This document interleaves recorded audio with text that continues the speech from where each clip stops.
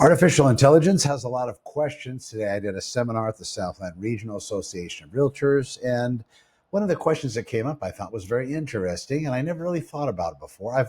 I've thought about it, but not pertaining to artificial intelligence. Sometimes when people go searching, I've had clients that do this. When they start their real estate search online, a lot of times they'll make a fake email address, something that typically they don't pay much attention to, or they're using it specifically for the purpose of doing something with regard to real estate, whether it's searching or getting home valuations or whatever. So their identity, at least to a point, is protected. Now, can that stuff be traced back with all of the cookies allowed out there? Who knows what kind of bridges are established? But the question was that it was, how can people protect themselves on a real estate standpoint when using these large language models?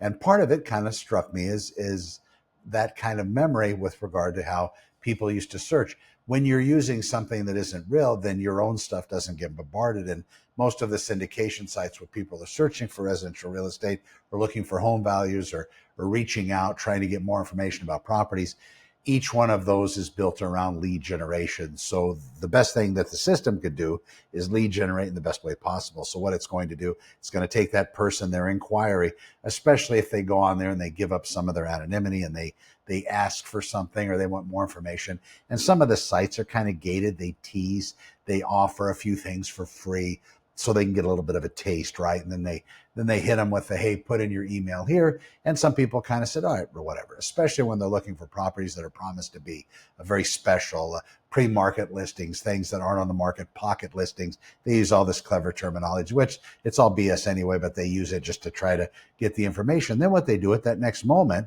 once you give up your name and email, then of course they're going to sell it to agents that are paying for representation on that platform or paying for leads to the platform. You see these come about in some certification programs where certain agents are quote unquote trusted or reviewed or have top marks in real estate. Those are entire businesses that are built around trying to find you the best and the top and the most wonderful real estate agent.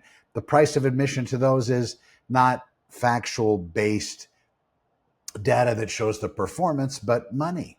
It's just money. You pay any one of those systems and they're going to stick you on there at the very top. So you're the highest and most referred agent. Does that work for business? I don't know. It depends on how well it scales.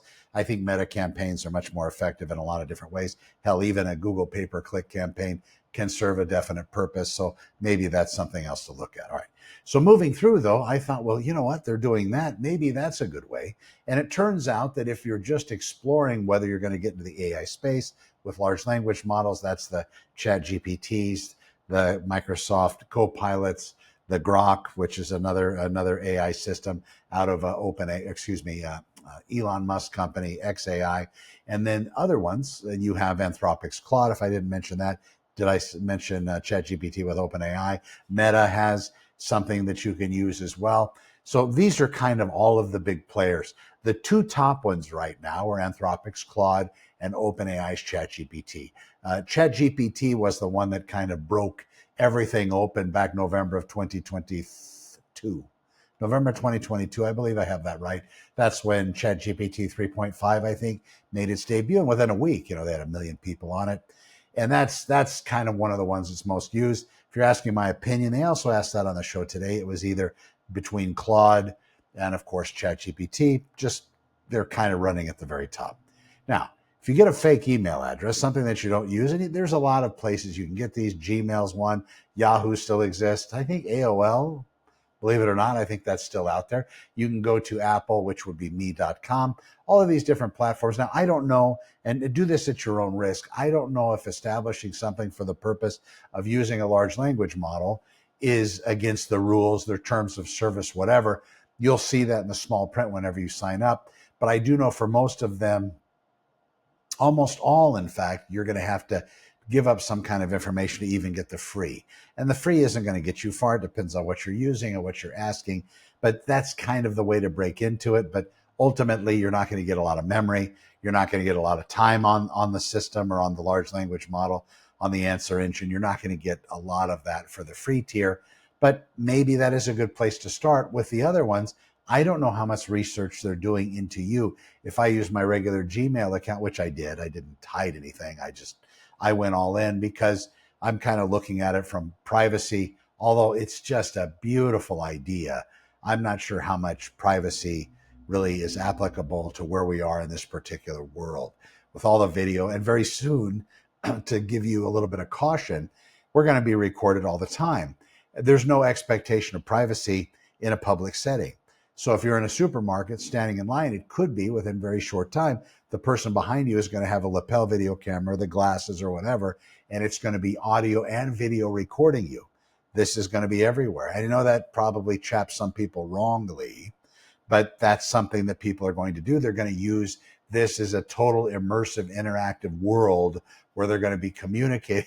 It's going to be like Pokemon Go on steroids, where you're actually connected all the time. And if you have the glasses and that interface, who knows?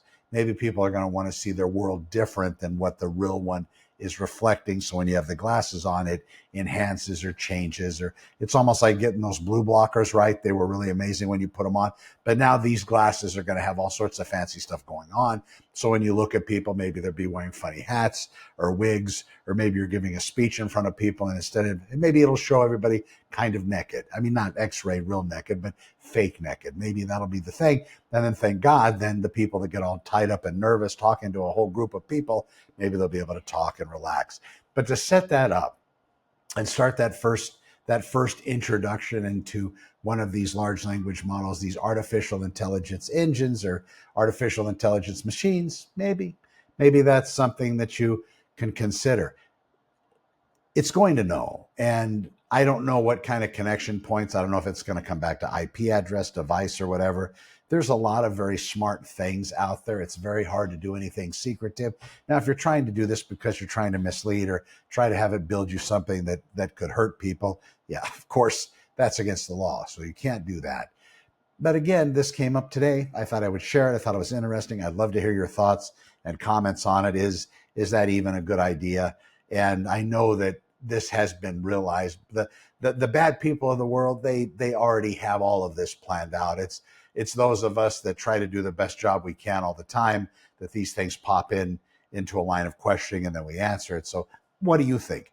Is it proper to go out and get a fake email address to set up a large language model account with one of the big five?